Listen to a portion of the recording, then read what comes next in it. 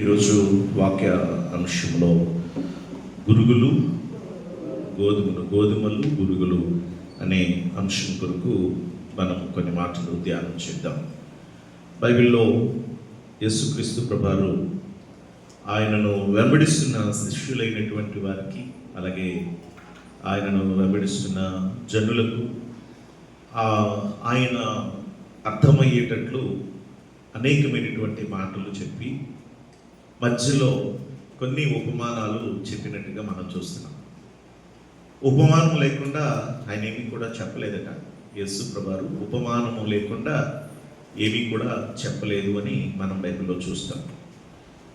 అంటే యేసుక్రీస్తు ప్రభువారు ఒక విషయాన్ని చెప్పినప్పుడు ఆ విషయం మనకి అర్థమవ్వాలంటే ఏదో ఒక వస్తువుతో, ఏదో ఒక పదార్థముతో పోల్చి ఆయన మనకి తెలియచేసినట్టుగా చూస్తాం బైబిల్లో. ఇక్కడ కూడా మనము పరలోక రాజ్యం గురించి చెప్తున్నారు. ఆయన పరలోక రాజ్యము అనేది చాలా ఉపమానాలు చెప్పారు యేసు ప్రభువారు. అందులో ప్రత్యేకించి మనకు కనిపించేది ఏంటంటే విత్తనము గురించి ఎక్కువగా పరలోక రాజ్యము విత్తనము పోల్చి మాట్లాడుతున్నాయి. ఇందులో భాగంగా మనం గమనిస్తున్నప్పుడు పరలోక రాజ్యము తన పొలములో మంచి విత్తనము విత్తిన ఒక మనిషిని పోలి ఉన్నది. ఇక్కడ ఒక పొలములో మంచి విత్తనము విత్తిన ఒక మనిషిని పోలి ఉన్నది అనే మాట మనం ఒకసారి ఆలోచన చేద్దాం. ఎక్కడైనా సరే ప్రతి ఒక్క భూ యజమానుడైనటువంటి వానికి తన భూమి మీద ఎప్పుడు కూడా శ్రద్ధ ఉంటుంది. ఎవరైతే సోమరిగా ఉంటారో, సోమరు లేనటువంటి వారి పొలం చూడండి, వారి భూములు చూడండి, అవి ఎలా ఉంటాయి అంటే ముండ్ల తుప్పలతో ఉంటుంది, అది లేదా రాళ్లతో ఉంటుంది, బీడు బారిపోయి ఉంటుంది. ఎవరి పొలం అంటే సోమరుల యొక్క పొలం. కానీ యజమానుడు, సరి అయిన నిజమైన యజమానుడు, శ్రద్ధ కలిగినటువంటి వాడు, తన భూమి పట్ల ఆశ కలిగిన వాడు, ఆ యజమానుడు తన పొలాన్ని ఎప్పుడు కూడా కాపాడుకుంటాడు. తన పొలము ఎప్పుడు కూడా దర్శిస్తూ ఉంటాడు. తన పొలములో మంచి విత్తనాలు వేయాలని చూస్తాడు ఎప్పుడైనా సరే యజమానుడు. ప్రియులారా, మనం కూడా ఇక్కడ యేసయ్య చెప్పేటటువంటి మాటలో పొలము అనేది దేనికి సూచనగా ఉంది అని మనం ఆలోచన చేస్తే 38వ వచనంలో రాస్తాడు, పొలము ఈ లోకము. పొలము అంటే ఏంటంటే ఈ లోకము. నిజానికి పొలము అంటే మనకి బాప్టిస్ట్ ఫీల్డ్ కౌన్సిల్ అని మనం పిలుస్తాం. బాప్టిస్ట్ ఫీల్డ్ అంటే అది పొలం. మనది ఒక ఏరియా ఉంటుంది. వైజాగ్ ఉందనుకోండి, వైజాగ్ బాప్టిస్ట్ ఫీల్డ్ ఉంటుంది. అలాగే అనకాపల్లి ఫీల్డ్ ఉంటుంది, తుని ఫీల్డ్ ఉంటుంది, మన కాకినాడ నార్త్, వెస్ట్, ఈస్ట్ అని ఇలా ఉంటాయి. అలాగా మనకి మాది ఈస్ట్ ఆకివీడు ఫీల్డ్ కౌన్సిల్ మాది. సో ఇలా అంటే ఏంటంటే ఫీల్డ్ అంటే ఒక పొలం. ఒక పొలము అనేది అన్ని అక్కడ పోల్చి మన పెద్దలు ఏర్పాటు చేయడం జరిగింది. ఈ పొలములో ఉన్న మనం అందరం కలుసుకొని, పెద్దలు కలుసుకొని, ఆ పాస్టర్ గారు, ఆ యొక్క ప్రెసిడెంట్, సెక్రటరీలు, పెద్దలు కలుసుకొని చక్కగా వారి యొక్క సంఘ అభివృద్ధి కొరకు పాటుపడుతూ ఒకరినొకరు ప్రోత్సహించుకుంటూ ఉంటాం. ఈ ఫీల్డ్లో ఉన్నటువంటి గొప్ప మంచి జరిగేటటువంటి మంచి పని. ప్రియులారా, ఇక్కడ ఫీల్డ్లో ఈ ఫీల్డ్ యేసు ప్రభువు చెప్పింది ఏంటంటే ఈ పొలము అనేది లోకానికి సాదృశ్యంగా ఉంది. ఈ లోకానికి సాదృశ్యంగా ఉన్నటువంటి పొలములోనట ఈ యజమానుడు అనగా ఈ విత్తనము విత్తినటువంటి వాడు ఎవరు అంటే యేసు క్రీస్తు ప్రభువారు. ఆయన కూడా చాలా చక్కగా వివరించి చెబుతూ ఉన్నటువంటి మాట, ఆయన ఈ యొక్క భూ యజమానుడు, విత్తనము విత్తిన వ్యక్తి ఎవరు అంటే విత్తువాడు మనుష్య కుమారుడు. 37వ వచనంలో ఉంటుంది, విత్తువాడు మనుష్య కుమారుడు. ఎక్కడ విత్తాడు? ఆయన విత్తాడట మనుష్య కుమారుడు. ఎక్కడ విత్తాడు అంటే ఈ లోకములో విత్తాడు. ఈ లోకం అనే పొలములో విత్తి ఉన్నాడు. ఏమి విత్తాడు ఆయన? ఈ లోకం అనే పొలములో మనుష్య కుమారుడైన యజమానుడు ఆ యొక్క వ్యవసాయదారుడు ఏమి విత్తాడు అంటే మంచి విత్తనములను విత్తి ఉన్నాడు. మంచి విత్తనములను విత్తి ఉన్నాడు. ప్రియ దేవుని బిడ్డలారా, మరి మనం ఈ లోకములో యేసుప్రభు రాకముందు వరకు ఎలా ఉందని చెప్పుకున్నామండి. ఇది చీకటిలోను మరణాంధకార లోయలలోను జనులు సంచరిస్తున్నారు, పాపములో జీవిస్తూ ఉన్నారు. పాపము చీకటి పాపానికి సూచనగా ఉంది. అటువంటి చీకటిలో పాపములో జీవిస్తున్నటువంటి మనుష్యులైన వారిని యేసుప్రభు వెలుగులోకి తీసుకొచ్చారు. ఆశ్చర్యకరమైన ఆయన వెలుగులోనికి తీసుకొచ్చారు. అంటే పాపముల నుండి మనల్ని విడిపించి ఆయన మనల్ని వెలుగులోకి తీసుకొచ్చారు. అందుకని ప్రియులారా, ఈ రోజున ఆయన విత్తినటువంటి విత్తనం ఆయన యొక్క మాట, ఆయన విత్తినటువంటి విత్తనం ఆయన యొక్క వాక్యము. ఆ వాక్యము అనేది ఈ భూమి మీద ప్రియులారా ఆయన నరరూపిగా వచ్చినప్పుడు ఆయన పాపము అంటే ఏమిటో, పాపము వలన వచ్చు జీతం ఏమిటో ప్రియులారా దానిని అనేక విధాలుగా చెప్పి ఆ పాపమును విడిచిపెట్టాలని హెచ్చరించి, అలాగే నిత్యమైనటువంటి జీవితాన్ని, పరలోక రాజ్యాన్ని మనం స్వతంత్రించుకోవాలంటే ఏం చేయాలో ప్రతిదీ కూడా యేసుక్రీస్తు ప్రభువు వారు బోధించారు. కాబట్టి ప్రియులారా, అనేక మంది తమ పాపపు జీవితాన్ని విడిచిపెట్టి యేసుక్రీస్తుని రక్షకుడుగా, ప్రభువుగా అంగీకరించి క్రీస్తు మార్గములో జీవించారు. అందుకనే ఈ యెరూషలేములో నివసించే ప్రజలు యూదులు ఉన్నారు, అలాగే గ్రీసు దేశస్థులు ఉన్నారు, అలాగే మరి మొత్తం టోటల్గా 5 గుంపుల వారు, 5 జాతుల వారు ఆ యొక్క యెరూషలేములో నివసించేవారు. ఈ యూదులు ధర్మశాస్త్రాన్ని నమ్ముతారు. వీరు ఆరాధించేది యెహోవా దేవుణ్ణి ఆరాధన చేస్తారు. కానీ ప్రియులారా, యేసుక్రీస్తు ప్రభువారు వచ్చినప్పుడు వీరు యేసుక్రీస్తు ప్రభువారిని అంగీకరించారు. కొంతమంది మాత్రమే యూదులు అంగీకరించారు. గ్రీసు దేశస్థులు కూడా, గ్రీకులు కూడా యేసుక్రీస్తు ప్రభువారిని అంగీకరించారు. ప్రియులారా, అనేక మంది యేసుక్రీస్తు ప్రభువారిని అంగీకరించినప్పుడు అక్కడ వ్యతిరేకత అనేది ఏర్పడింది. గమనించండి, ఈ యొక్క యేసుక్రీస్తు ప్రభువారిని అనుసరించినటువంటి వారు, ఆయనను నమ్మి ఆయనను వెంబడించినటువంటి ప్రజలైనటువంటి వారు పాపములను విడిచిపెట్టి బాప్తిస్మం తీసుకొని క్రీస్తు మార్గములో జీవిస్తూ ఉన్నటువంటి వారు. కాబట్టి యేసుక్రీస్తు ప్రభువారు ఆయన మంచి విత్తనములను ఈ భూమి, ఈ యొక్క లోకం అనే పొలములో యేసు ప్రభువారు విత్తి ఉండగా, ప్రియులారా, ఈ మంచిని విత్తి ఉండగా, జాలి, కనికరము, ప్రేమను విత్తి ఉండగా, ఆ క్షమాపణను యేసుక్రీస్తు ప్రభువారు ఈ లోకములో ఆ క్షమాపణ అనే విత్తనములు విత్తి ఉండగా, యేసుక్రీస్తు ప్రభువారు ప్రియులారా ఆయన చూపించినటువంటి ప్రతి ఒక్క, ఆయన క్రియలలో చూపించినటువంటి ప్రతి ఒక్క ఆ జీవితము ఒక విత్తనము లాంటిది. ఆయనను చూసి, ఆయన మాటలు చూసి, ఆయన యొక్క ప్రియులారా ఆయన క్రియలను చూసి ఆయనను వెంబడించిన వారు కోకొల్లలుగా ఆ సమయంలో ఉన్నారు. ఇప్పటికీ కూడా ప్రపంచమంతా యేసు ప్రభువుని నమ్మడానికి గల కారణం ఆయన చెప్పినటువంటి మంచి మాటలే. ఆయన చెప్పినటువంటి మంచి మాటలే. ఒకవేళ యేసు ప్రభువుని నమ్ముకోకపోయినా కూడా ఆయా దేవతలను, ఆయా దేవుళ్లను ఆరాధిస్తున్న వాళ్ళు కూడా, ఆయా దేశాల ప్రజలు కూడా, ఆ యొక్క మన దేశంలో ఉన్న వాళ్ళు కూడా, వారు కూడా సత్యము అంటే క్రీస్తు అని ఒప్పుకుంటున్నారు. ఆయన విత్తిన విత్తనం, యేసుక్రీస్తు ప్రభువారు విత్తినటువంటి విత్తనం మంచి. యేసుక్రీస్తు ప్రభువారు విత్తిన విత్తనం ఏమిటంటే ప్రేమ. యేసయ్య విత్తినటువంటి విత్తనం ఏమిటి అని అంటే అది సహనము. ఆయన విత్తినటువంటి విత్తనము ఏమిటి అంటే క్షమాపణ. ఇవన్నీ కూడా ఆయన విత్తినటువంటి విత్తనం. అది చూపించారు. ఆయన చేసిన ఆయన జీవితంలో ఆయన చేసి యేసు ప్రభువారు చూపించారు. అయితే ప్రియులారా, ఇక్కడ విత్తిన తరువాత ఏం జరిగిందో ఆ విషయాన్ని కూడా ప్రభువారు క్లియర్గా వివరిస్తున్నారు. మరలా మరొక విషయాన్ని మనం గమనించాలి. సంఘ స్థాపన కూడా ఆయన విత్తనములో ఒక భాగం.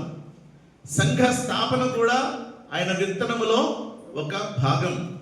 అదేమిటి మనం ఆలోచిస్తున్నప్పుడు, యేసు ప్రభువారు ఆయన ఆరోహణమై వెళ్ళిపోయిన తర్వాత వీరు మేడగదిలో వారు కలిసి ప్రార్థించిన తర్వాత దేవుని యొక్క పరిశుద్ధాత్మ దిగి వచ్చి భాషలు మాట్లాడి, ప్రియులారా, అక్కడ వారి నాలుకలు సడలింపబడి అక్కడ దేవుని యొక్క శక్తితో నింపబడి అనేకులు కూడి ఉండగా, ప్రియులారా, ఆ యొక్క భాషలు విని వారు తమ సుభాషలు ఎలా మాట్లాడుతున్నారని ఆశ్చర్యపోతూ ఉన్నప్పుడు పేతురు నిలబడి వాక్యం బోధించినప్పుడు పేతురు మాటలు విని, ప్రియులారా, ఆ వాక్యానికి అందరూ కూడా లోబడి అందరూ మారు మనసు పొందారు.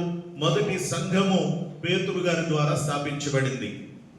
ఆ ప్రభువారి యొక్క వాక్యమనే విత్తనము ద్వారా ప్రియులారా ఆయన శిష్యులు ఏర్పడి, అలాగే శిష్యుల ద్వారా సంఘము స్థాపింపబడి, ఆ సంఘము అనేది దేవుని ఒక రాజ్యముగా అది నిర్ణయము చేయబడింది. ఈ రోజున మనము ఏర్పాటు చేయబడినటువంటి మన సంఘము కూడా ఆ విత్తనం యొక్క ఫలితమే అనేది గుర్తుపెట్టుకోవాలి. అందరూ గుర్తుపెట్టుకోండి జాగ్రత్తగా.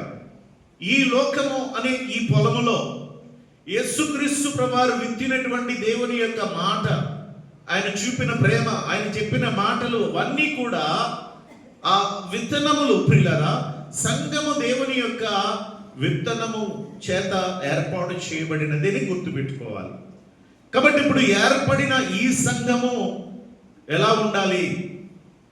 ప్రియులారా, ఏం చెయ్యాలి? ఈ పొలములో ఏమి విత్తాడు? మంచి విత్తాడా లేదా చెడు విత్తాడా? మంచి విత్తనాలే విత్తాడు ప్రియులారా. కానీ ఏం జరిగింది అంటే, ఇక్కడ ఈ యొక్క నిద్రపోతూ ఉన్నప్పుడట ఏం జరిగింది? విత్తనం ఒక మనుష్యుని పోలినది. మనుష్యులు నిద్రించుచుండగా అతని శత్రువు వచ్చి గోధుమల మధ్య గురుగులు విత్తిపోయాను. సంఘము ప్రియులారా, ఈ సంఘము ఆయన యొక్క రాజ్యం. సంఘము అంటే ఏంటి చెప్పండి? దేవుని యొక్క రాజ్యం. ఈ రాజ్యాన్ని ఎక్కడ స్థాపించాడు ఆయన అంటే, ఈ లోకములో ఆయన రాజ్యాన్ని స్థాపించారు యేసు ప్రభువారు. మరి ఇప్పుడు ఆయన ఇచ్చినటువంటి శ్రేష్టమైనటువంటి ఆ మంచి దగ్గర ఏమి ఉన్నది అని అంటే, అక్కడ చెడు కూడా జొరబడింది. సంఘములలో చెడు జొరబడుతుంది. దానినే ఇక్కడ మనం జ్ఞాపకం చేసుకోవాలి.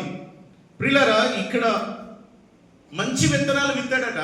కానీ జనులు నిద్రిస్తున్నప్పుడు, మనుష్యులు నిద్రిస్తున్నప్పుడు అపవాది వచ్చి, శత్రువు వచ్చి ఏం విత్తాడటండి?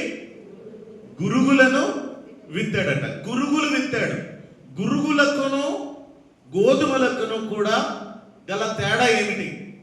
ఇప్పుడు మనం సంఘం గురించి మనము జ్ఞాపకం చేసుకుందాం.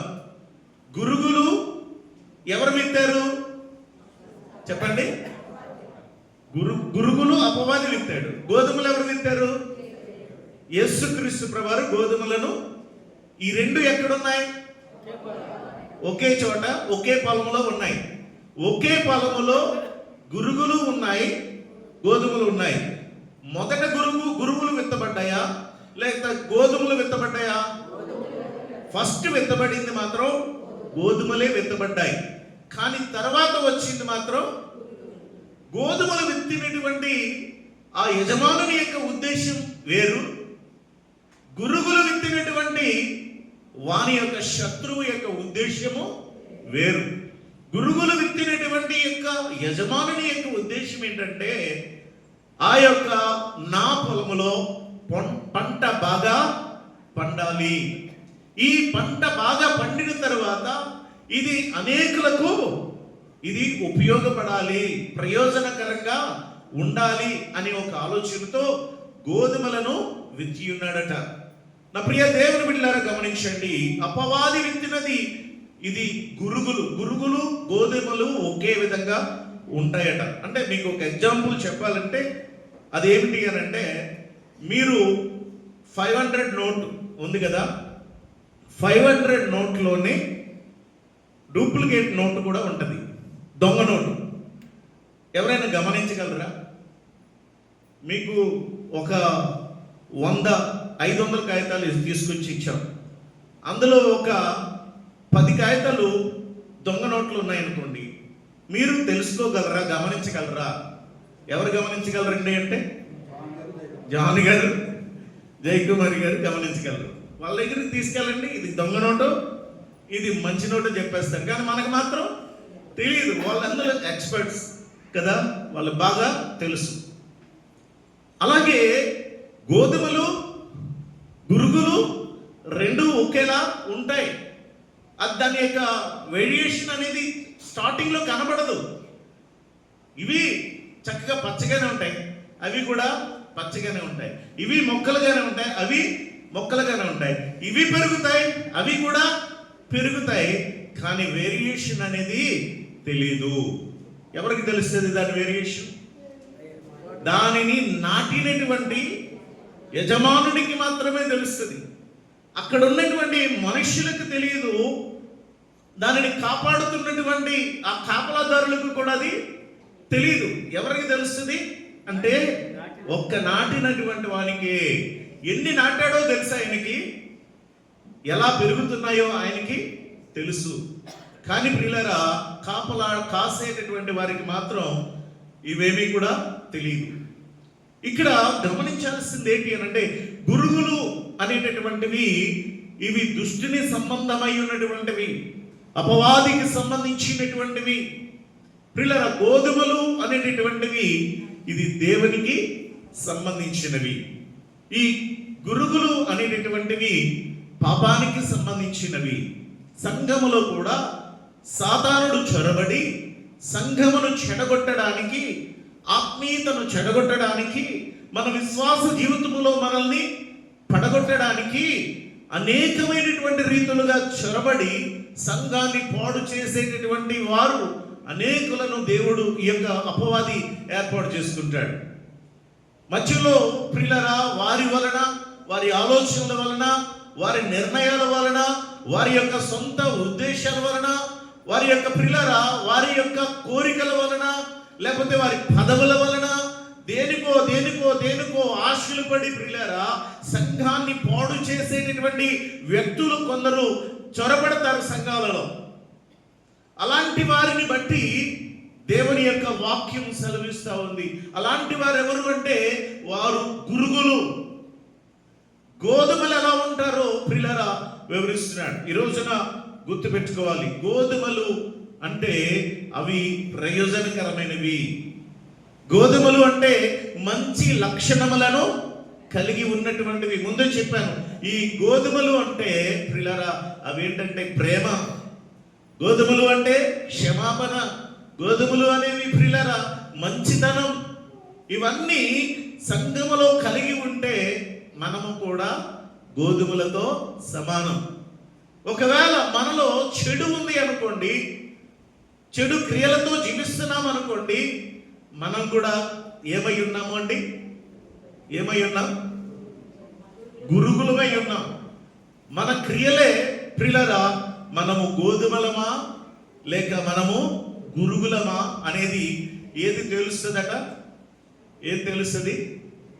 మన క్రియలే తెలుస్తాయి, మన క్రియలే బయలుపడతాయి. అందుకని మనం ఎప్పుడు కూడా దేవునికి భయపడి దేవుని యొక్క సన్నిధిలో జీవించాలి. 7 సంఘములను 7 ఉత్తరాలు రాస్తున్నాడు 7 సంఘాలకి. ప్రకటన గ్రంథములో పద్మాసు దీపంలో ఉన్న పరవాసిగా ఉన్న యోహాని గారికి 7 ఉత్తరాలు 7 సంఘాలకి రాశాడు. ఆ సంఘములో దుష్టులు ఉన్నారట. ప్రియులారా, తాము అపొస్తలులు కాకయే అపొస్తలులమని చెప్పుకుంటూ జీవించే వాళ్ళు ఉన్నారట. అలాంటి వారిని కనిపెట్టిన సంఘం ఏది? మొదటి సంఘం ఎఫెసీ సంఘం.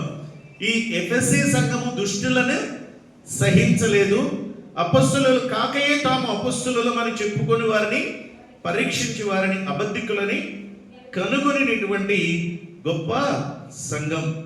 ప్రియులారా, ఇంకా మరొక సంఘం గురించి మనం చెప్పుకుంటున్నట్లయితే తుయితైరా అనే పట్టణంలో ఉన్న సంఘం గురించి చెప్పుకుంటే, ఆ సంఘములో ఎవరు జొరబడ్డారు అంటే, వాళ్ళు తాను ప్రవక్తలనని చెప్పుకొనుచు యెజబెలు స్త్రీని నీవు ఉండనిచ్చుచున్నావు. ఆ సంఘములో యెజబెలు చొరబడిందంట. యెజబెలు రాణి గురించి తెలుసా? యెజబెలు రాణి గురించి బైబిల్లో తెలుసా మీకు? యెజబెలు రాణి అహాబు రాజు యొక్క భార్య కదండి. అహాబు రాజు యొక్క భార్య యెజబెలు.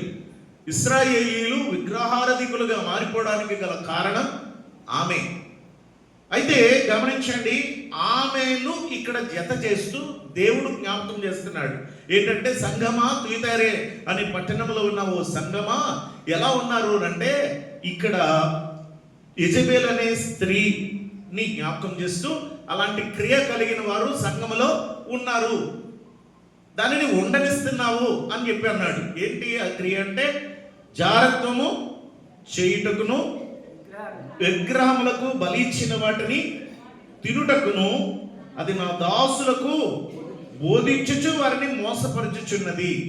అంటే ఇక్కడ చూడండి, గురుగులు అంటే ఎలా ఉన్నారో ఈ సంఘములో దేవుడు వారి తప్పులు చూపిస్తున్నాడు. వీళ్ళు ఏం చేస్తారంటే, జారత్వము చేయడానికి, విగ్రహములకు బలి ఇచ్చిన వాటిని తినడానికి ఏం చేస్తారట? ప్రేరేపిస్తుందట, తన దాసులకు అది బోధిస్తుందట. అలాంటి వారు కూడా ఉన్నారు. అంటే క్రైస్తవ బిడ్డలు చాలా జాగ్రత్తగా ఉండాలి. క్రైస్తవ బిడ్డలు చాలా భయభక్తులు కలిగి ఉండాలి. పెద్ద పెద్ద గొప్ప గొప్ప పేరు పొందుతున్నటువంటి వారికి కూడా ఇక్కడే సమస్య వచ్చి డిబేట్స్లో మాట్లాడుతూ అవి పర్లేదండి, తినేయచ్చు, ఏమవదండి అని చెప్పినటువంటి ఒక భక్తుడు ఉన్నాడు. ఆయనకు ఫాలోవర్స్ చాలామంది ఉన్నారు. చాలా క్లియర్గా బైబిల్ చెప్తుంది, నువ్వు ఇక్కడ విగ్రహములకు బలి ఇచ్చిన వాటిని తింటే ఏమైంది అని చెప్పే బోధకుడు కాదు.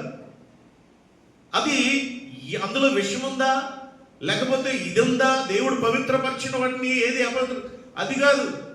ఖచ్చితంగా చెప్తున్నాడు సంఘాన్ని చూసి, విగ్రహములకు బలి ఇచ్చిన వాటిని తినకూడదు. అది ఖచ్చితంగా ఇక్కడ. అలాంటి వారిని నీవు ఉండనిస్తున్నావు. యెజబెలు స్త్రీ ఏం చేస్తుందంటే, తిను పర్వాలేదు, దానికేముంది, మనం తినొచ్చు, దానికి నేను తినట్లేదా, పోనీ వాళ్ళు ఇచ్చింది ఏదైనా పూజ చేసి ఇస్తే తీసుకొని, వాళ్ళు మొహవాడ కదా, పక్కకి తీసుకొచ్చేసి పడేసి పర్వాలేదు. అప్పుడేమైనట్టు మనం కూడా అంగీకరించినట్టు. బలి ఇచ్చిన వాటిని తీసుకొని తినడం ద్వారా మనం కూడా ఏమైనట్టు? అపవిత్రము. అక్కడ ఉద్దేశం ఏంటంటే, అక్కడ దేవునిని ఆరాధించేటటువంటి మనము, జీవము కలిగినటువంటి ప్రభుని ఆరాధించేటటువంటి మనము ప్రియులారా మరొక దానికి అర్పించినది తినకూడదు అనేది దేవుని యొక్క వాక్యం సెలవిస్తుంది. అలాంటి వారు సంఘములో ఉంటారట. పర్వాలేదు, తాగేసి పర్వాలేదు, తాగినా నువ్వు దేవుడిని క్షమాపణ అడిగితే దేవుడు క్షమించేస్తాడు. తాగేసైనా సరే చర్చకు వచ్చేయచ్చు, పర్లేదు, ఎంతమంది తాగట్లేదు అనేవాళ్ళు కొంతమంది ఉన్నారు. ఒక సంఘంలో అంటే చాలా పేరు, యేసయ్య పేరు పెట్టుకున్న సంఘంలోనే ఒక సంఘం నేను చూశాను. అక్కడికి వెళ్తే ఏం చేస్తారో తెలుసా? సూరి చూసి నాకు ఆశ్చర్యం వేసింది. సూరి అంటే పాక, చర్చిలో ఈ పాకలు అనమాట. ఏజెన్సీలు అండి, ట్రైబ్స్ కదా పాపం. వాళ్ళు వచ్చి మొత్తం సూర్యు ఒకసారి చూసా. సూర్యు చూస్తే ఈ లైట్లు ఎలా ఉన్నాయో అలాగా సూర్యు నిండా చుట్టలే. ఏమండి, సూర్యు నిండా చుట్టలే. ఏమండి, ఏం చెప్తాం? వాళ్ళకి అంత ధైర్యం ఎలా వచ్చింది అంటే, వాళ్ళకి అంత ధైర్యం ఎలా వచ్చింది అంతే. ఇంకా ఆయన పాస్టర్ గారు కూడా భయం, చెప్తే ఒకవేళ తిడితే వీళ్ళు వస్తారో రారో చర్చికి, నా చర్చి ఖాళీ ఉంటుందని భయం. అందుకే పాపం ఆయన కూడా అక్కడ వరకు తాగేసి వస్తారు, ఆరిపేస్తారు, అక్కడ సూర్యులో పెట్టేస్తారు, వెళ్ళేటప్పుడు మళ్ళీ తీసుకుంటారు, తాగేసి వెళ్ళిపోతారు. ఇవి గురుగులా గోధుమలా? గురుగులు. ఇలాంటి క్రియలు కలిగిన వారు ప్రియులారా కొంతమంది పెట్టుకుంటారమ్మా, వచ్చి పెట్టుకొని వచ్చి ఏం చేస్తారు తెలుసా? అక్కడ ఎక్కడ గుమ్మలో గేటుకి కానీ గోడకి కానీ అంటించేసి చక్కగా అమ్మ మా అంత భక్తి కలిగిన వాళ్ళు లేరమ్మా అని వచ్చేస్తారు. మళ్ళీ వెళ్ళేటప్పుడు అది ఎత్తుక్కుంటారు ఎక్కడ. ఈలోపు పిల్లలు ఆడుకుంటూ దాన్ని పీకేసిన వాళ్ళు కొంత ఉంటాయి. దానికోసం ఎత్తుక్కుని గింజుకుని వెళ్ళే వాళ్ళు ఉన్నారు. ఇవన్నీ కూడా ఎవరు చేసే పనులండి? గురుగులు చేసే పనులు. ప్రియులారా, ఏ కష్టం వచ్చినా, ఏ నష్టం వచ్చినా, ఎలాంటి ఇబ్బంది అయినా, ఎలాంటి నష్టం వచ్చినా, ఎలాంటి శ్రమ ఎదురైనా, ఆకలైనా, దప్పికైనా, బాధలైనా, ఏ పరిస్థితి అయినా కూడా నా యేసుని తప్ప మరి దేనిని ఆరాధించనని, యేసుని తప్ప నేను ఎవరిని స్తుతించనని, దేనికి నేను మొక్కనని ఎవరైతే నిలబడతారో అలాంటి క్రైస్తవులు కావాలి దేవునికి. గురుగులు కాదు దేవునికి కావాల్సింది. ఏం కావాలండి? గోధుమలు కావాలి. నువ్వు పెరిగే స్థలం పిల్లరా గమనిస్తూ ఉన్నాం. అక్కడ గురుగులు పెరుగుతున్నాయి, గోధుమలు పెరుగుతున్నాయి. ఈలోపు వచ్చారట. వచ్చి ఏం చేశారట అండి? అయ్యో, ఇక్కడ యజమానుని అడుగుతున్నారట. ఏంటి, నువ్వు గురుగులు గోధుమలు విత్తావు కదా, మరి గురుగులు ఎక్కడి నుంచి వచ్చాయి అని అడుగుతున్నారు. అప్పుడు అంటాడు కదా, గురుగులు విత్తినది అది ఎవరండి? శత్రువు యొక్క పని. అది నేను విత్తలేదు, గురుగుల్ని నేను విత్తలేదు. నేను విత్తింది గోధుమలను మాత్రమే నేను విత్తాను. మరి అవి ఎక్కడి నుంచి వచ్చాయంటే అది శత్రువు విత్తాడు. మనలో కలతలు రేపేది ఎవరండి అంటే అపవాదే రేపుతాడు. మనలో ఆత్మీయతను చెడగొట్టేది ఎవరండి అంటే అపవాదే చెడగొడతాడు. మనలో నిర్లక్ష్యాన్ని తీసుకొచ్చేది ఎవరంటే అపవాదే తీసుకొస్తాడు. పర్వాలేదులే అనేటటువంటి ఒక ధీమాని మనలో కలుగజేస్తాడు. కాబట్టి మనము గురుగుల్లాగా మారిపోతూ ఉంటాం ప్రియులరా. ఇప్పుడు అంటారా, వాళ్ళు వచ్చేయమంటారంటే ఇదిగో మరి ఏం చేయాలి? ఆ గోధుమల మధ్య గురుగులు కూడా ఉన్నాయి కాబట్టి వాటిని పీకేద్దాం అని అంటారు. వాటిని పీకేద్దాం అంటే అర్థం ఏంటంటే ప్రియులారా, దుష్టులైనటువంటి వారు, పాపపు జీవితంలో జీవిస్తున్నటువంటి వారు, దేవునికి ఇష్టము కాని క్రియలలో జీవిస్తున్న వారు ఉండకూడదు. వాళ్ళని తీసేయాలి అనేటటువంటి స్వభావము చాలా మంది క్రైస్తవులలో ఉంటది. కానీ ఇక్కడ ఏమంటారు ప్రభువారు అంటే గురుగులు పెరుగుతూ ఉండగా, గోధుమలు పెరుగుతుండగా గురుగులను కూడా పెరగనివ్వండి. ఈ రెండింటినీ కూడా పెరగనివ్వండి. కానీ ఒక టైం వస్తుంది. ఏ టైం అది? కోతకాలం కూడా వస్తుంది. ఆ కోతకాలము అనేది వచ్చినప్పుడు ఏం చేస్తామంటే మొత్తం కోస్తాం. కానీ వేరు చేసే ఒక టైం వస్తుంది. ఆ కోత కోయడం, తర్వాత వేరు చేయడం. దేనిని వేరు చేసి అంటే గోధుమలను వేరు చేస్తాం, గురుగులను వేరు చేస్తాం. అప్పుడు ఏది పనికొస్తుందో అదే మనం తీసుకుంటాం. ఏది పనికొస్తుందండి? గోధుమలు పనికొస్తాయి. గురుగులు పైకి పచ్చగా ఉంటాయి, పైకి మాత్రం బాగానే ఉంటాయి, పైకి కుంకుల్లాగా ఉంటాయి, గింజల్లాగానే ఉంటాయి. కానీ లోపల మాత్రం అంతా డొప్పే. విశ్వాసులు డొప్పలాగా ఉండకూడదట. ఎలా ఉండాలి? గట్టిగా ఉండాలి. ఇసిరితే ఏది చెరిగితే పొట్టు ఎగిరిపోద్ది. గింజలు మాత్రమే. పొట్టు కావాలా, గింజ కావాలా? ఒక్కటే విషయాన్ని అడుగుతున్నాను, జాగ్రత్తగా సూటిగా మనమందరం గుర్తుపెట్టుకోవాలి. క్వాలిటీ కావాలా, క్వాంటిటీ కావాలా? క్వాలిటీ కావాలా, క్వాంటిటీ కావాలా? క్వాంటిటీ అంటే ఏంటో తెలుసా? సంఖ్య కావాలి. సంఘాలలో కూడా మనకి ఏం కావాలంటే సంఘాలలో సంఖ్య కావాలి. ఎంత ఎక్కువ మంది చర్చికి వస్తే అంత పెద్ద సంఘం, ఎంత ఎక్కువ మంది వస్తే అంత పెద్ద సంఘం. అక్కడ క్వాలిటీ కావాలి కానీ దేవునికి క్వాంటిటీతో సంబంధం లేదు. గుర్తుపెట్టుకోండి, జన సంఖ్యతో కాదు దేవునికి కావాల్సింది, సరైనటువంటి విశ్వాసాలు కావాలి. అదే చూస్తున్నాడు ఆయన, అదే చూస్తున్నాడు. మనకి ఎవరిని చూస్తాడు? వేరు చేసే రోజు ప్రియులారా, అంత్యకాలంలో మనల్ని సపరేట్ చేసే ఒక రోజు వస్తుంది. అటు నరకానిక, ఇటు పరలోక రాజ్యానిక మనల్ని నిర్ణయించే ఒక కాలము. ఆ కాలం వస్తున్నప్పుడు మనము గోధుమల వలె ఉండాలి తప్ప మనము గురుగుల వలె ఉండకూడదని మీకు జ్ఞాపకం చేస్తున్నాను. నేను కేడిపేట చర్చిలో పనిచేశాను. 97వ సంవత్సరం నుంచి 2004 సంవత్సరం వరకు 7 సంవత్సరాలు నేను అక్కడ చర్చిలో పనిచేశాను. అది చాలా కొండలు, భయంకరమైన అడవుల ప్రాంతాలు అవి. అక్కడ ఈ యొక్క అల్లూరి సీతారామరాజు సినిమా కూడా మన చర్చ్ పక్కనే తీశారు. అక్కడ బాప్టిస్ట్ చర్చిలో నేను సేవ చేశాను. అయితే అక్కడ దగ్గరగా సుమారు 1 ఎకరం ప్లేస్ ఉంటుంది అనమాట. అందులో ఇది ఒక చిన్న చర్చ్, పక్కన ఖాళీ ఉంటుంది. మనం ఖాళీ ఉండడం ఇష్టం ఉండదు, మనకి ఏదో పని చేయాలి. అందుకే ఏం చేశానంటే, ఏంటి ఇలా ఖాళీ ఉంది, ఏదైనా చేస్తే బాగుంటుందని అక్కడ పెద్దలతో చెప్పాను. ఏం చేస్తారు సార్ అన్నారు. నేను దీన్ని పంట పండిస్తాను అన్నాను. మనకి రాని పని ఉండదు కదా, రాకపోయినా దాంట్లో తలదూచేస్తాం మనం.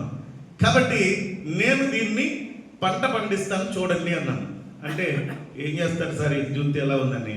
అప్పుడు నాగలి తీసుకొచ్చి ఆ నాగల్ని నేనే పట్టుకొని నేనే దున్నించేసి ఏమండి సారలుగా ఏర్పాటు చేసి నీటితో తడిపేసి, చాలా బోర్ దగ్గర నుంచి నీళ్ళు తీసుకొచ్చి నేనే నీటితో మొత్తం చాలా వరకు తడిపేసి తర్వాత టమాటా చెట్లు వేసాను. ఎంత అద్భుతంగా పండాయో తెలుసండి. అవి వేసిన తర్వాత పంటకు వస్తే ఎంత ముచ్చటేసాయో అవన్నీ కోసం. తర్వాత నెక్స్ట్ ఏం చేశానంటే పచ్చిమిరపకాయలు చెట్లు వేసేసాను.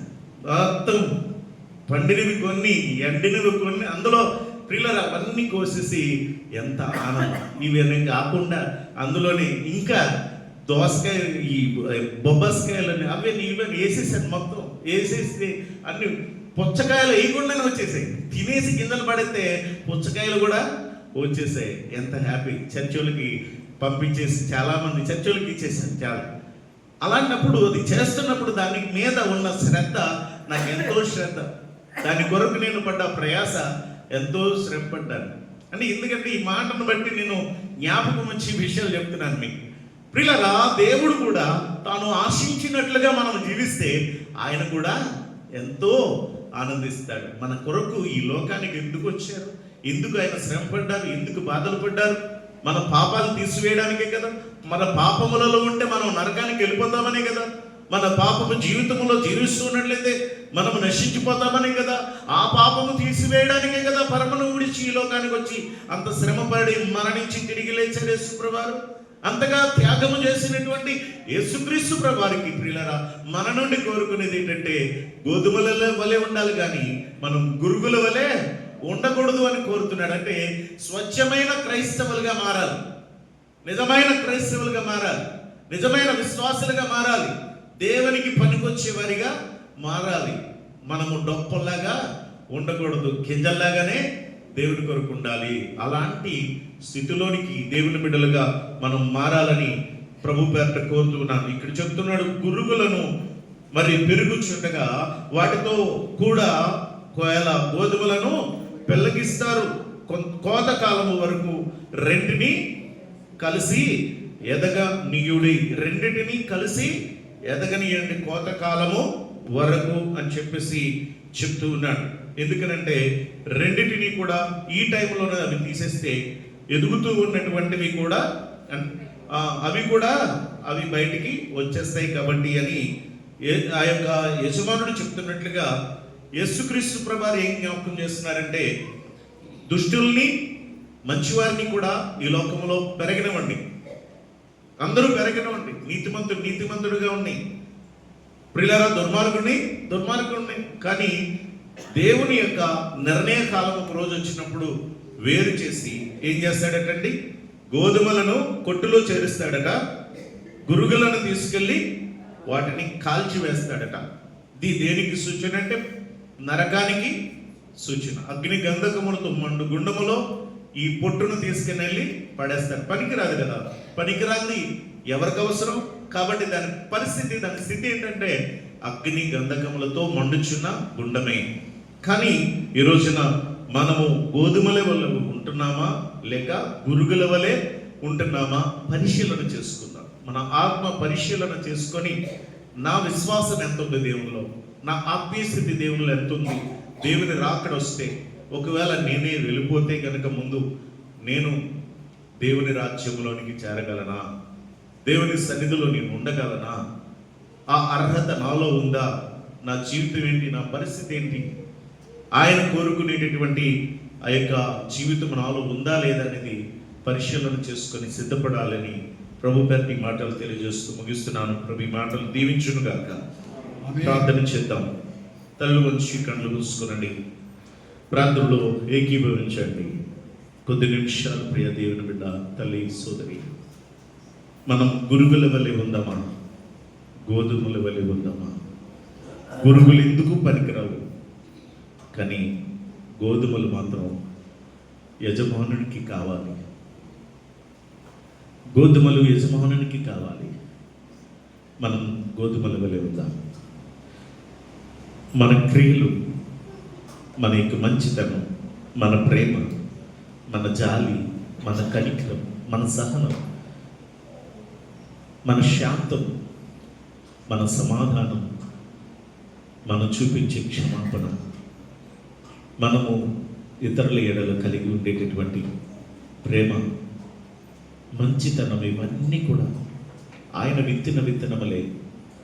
ఇవి మనము కలిగి ఫలించేటటువంటి గోధుమల, దేవునికి పనికొచ్చే ఒక గోధుమల మనము సిద్ధపడదాం. ప్రార్థన చేద్దాం. పార్శ్వంగా ప్రార్థన చేస్తారు.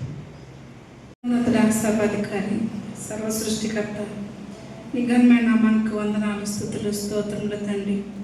ఉదయకాలం మొదలుకొని సాయంకాలం సమయం వరకు నన్ను మమ్మల్ని ప్రభా నీ కృపలో బలపరిచి భద్రపరిచి ఇలాగన ప్రభా యొక్క శిలువ శ్రమ ధ్యాన కూటంలో నాయన తండ్రి నీ సన్నిధానంలో మేము కూడి ఆరాధించడానికి ఇచ్చిన భాగ్యాన్ని బట్టి నీకు స్తోత్రములు.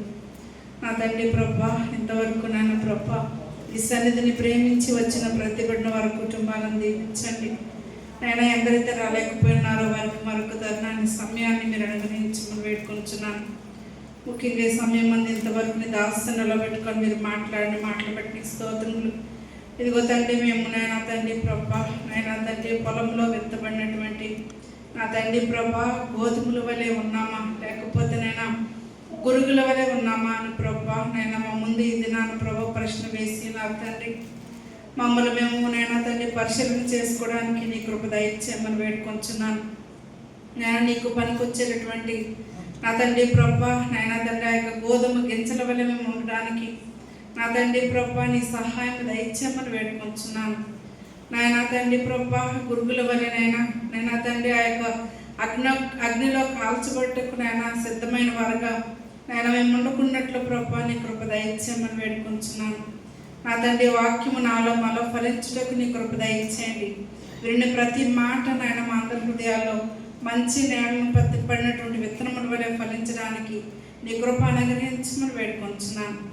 ఈ సమయం మందునైనా ఇక్కడ చేరిన ప్రతి బిడ్డ నీ చేతులకు అప్పగిస్తూ మీరే మహిమ ఘనత ప్రభువులు పొందుకోమని యేసు నామమున వేడుకొంచున్నాను తండ్రి. ఆమేన్.